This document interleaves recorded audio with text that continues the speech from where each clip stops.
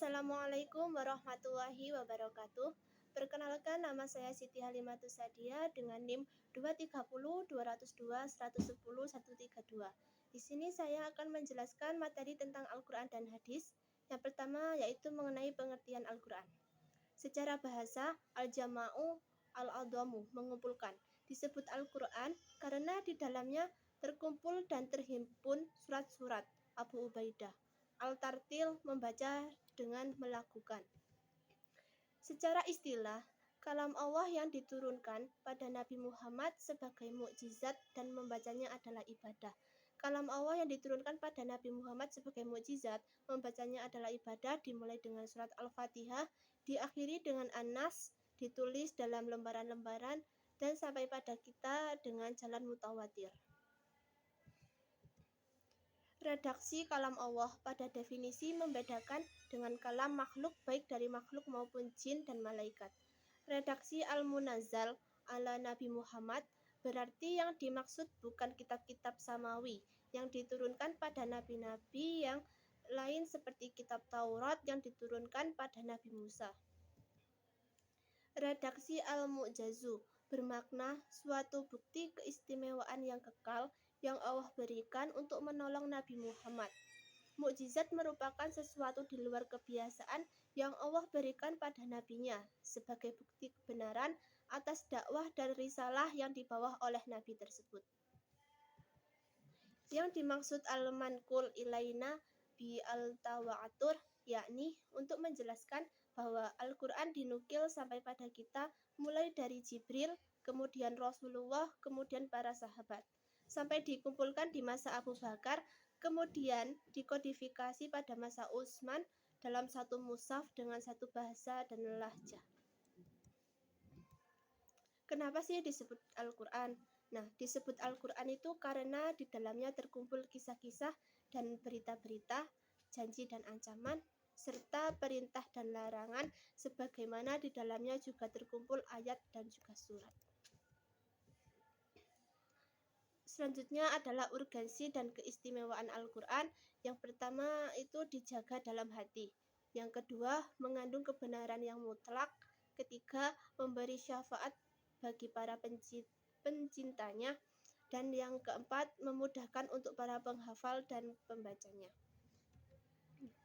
Jumlah-jumlah nama dalam Al-Quran. Menurut Al-Zarkashi, Al-Quran memiliki 55 nama. Sedangkan menurut Al-Fairuzabadi, Al-Quran memiliki 100 nama. Menurut Sholih Al-Balihi, Al-Quran mempunyai 46 nama. Namun pada esensinya, nama Al-Quran yang masyhur itu ada 4, yaitu yang pertama Al-Kitab, Al-Dzikir, Al-Furqan, dan Al-Quran. Adapun nama-nama Al-Quran yang lain pada dasarnya itu merupakan sifat dari Al-Quran yang kemudian dijadikan nama untuk Al-Quran.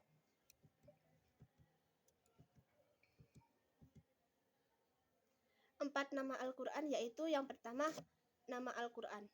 Terdapat dalam 43 tempat seperti dalam surat An-Naml ayat 6, Al-Isra ayat 3, dan Al-Qasas ayat 85. Dalam Alkitab terdapat dalam 319 tempat dengan bentuk kata yang berbeda, diantaranya dalam surat Al-Kahfi ayat 1, Al-An'am ayat 92, dan Al-Baqarah ayat 2. Pada nama Al-Furqan terdapat dalam 6 tempat, diantaranya dalam surat Al-Imran ayat 4 dan Al-Furqan ayat 1. Sedangkan nama Al-Dzikir terdapat dalam 268 tempat, diantaranya yang pertama Al-Hijr ayat 6 dan Al-Imran ayat 58. Memasuki materi kedua yaitu mengenai hadis.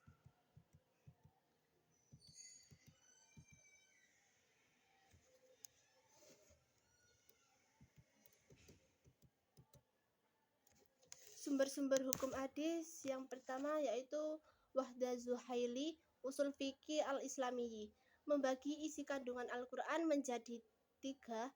Yang pertama hukum akidah i'tiqadiyah, ialah sesuatu yang berkaitan dengan keyakinan manusia kepada Allah Subhanahu wa Ta'ala, dan juga kepada para malaikat, kitab, rasul, serta hari akhir. Yang kedua, hukum etika. Khulukiyah adalah suatu perilaku yang berkaitan dengan kepribadian diri.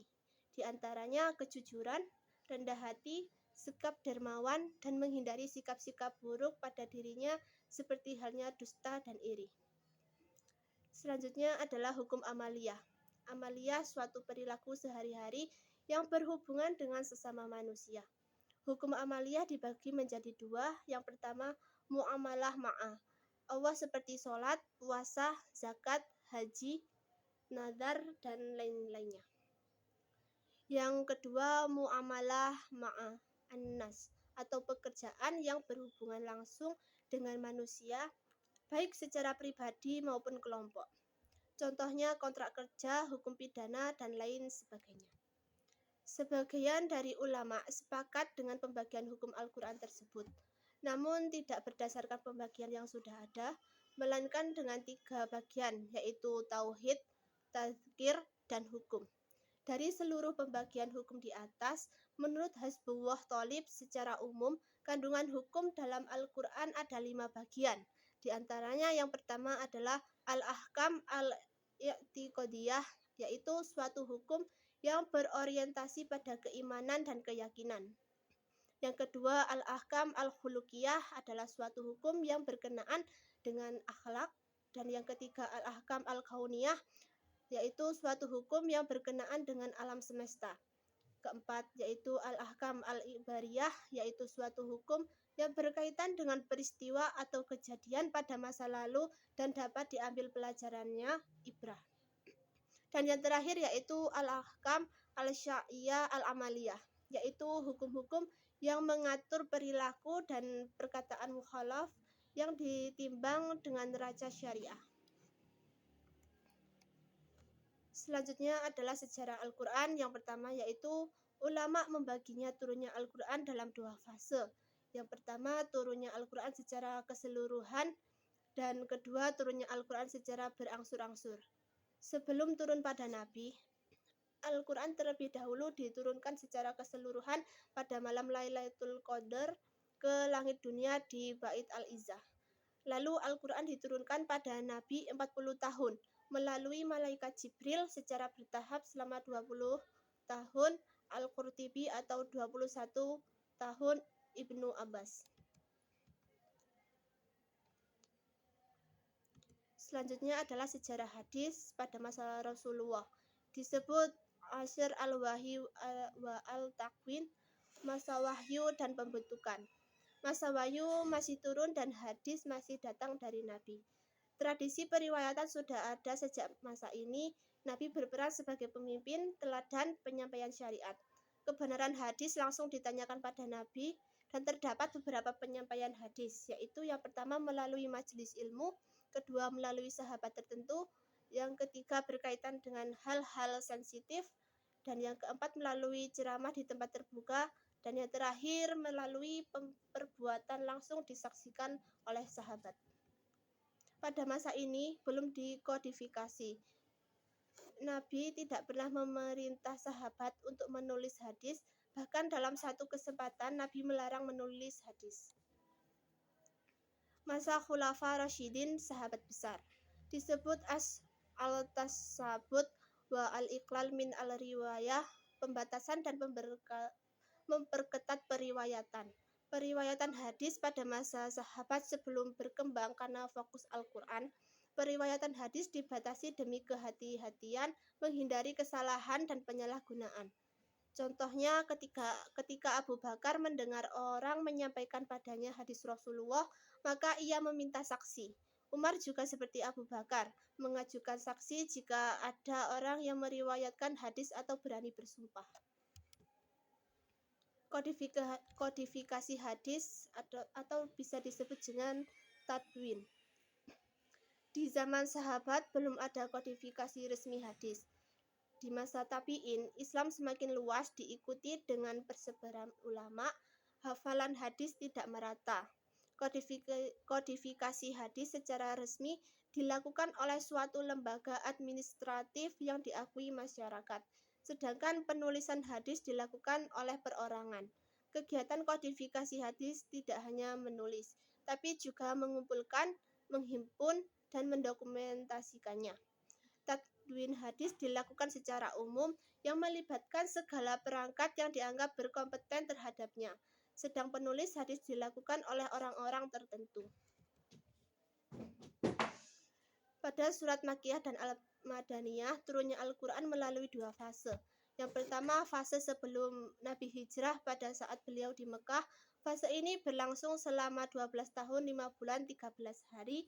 Ayat-ayat yang turun pada fase ini disebut Makkiyah. Fase sebelum Nabi hijrah, fase ini berlangsung selama 9 tahun, 9 bulan, 9 hari. Ayat-ayat yang turun pada fase ini disebut dengan Madaniyah. Surat-surat yang termasuk dengan surat Makkiyah diantaranya adalah selain Al-Anfal, Al-Ahzab, Al-Hadid, Al-Saff, Al-Talaq, Al-Taubah, Al-Qital, dan lain-lain. Sekian dari saya, mungkin hanya itu saja yang dapat saya sampaikan. Terima kasih. Wassalamualaikum warahmatullahi wabarakatuh.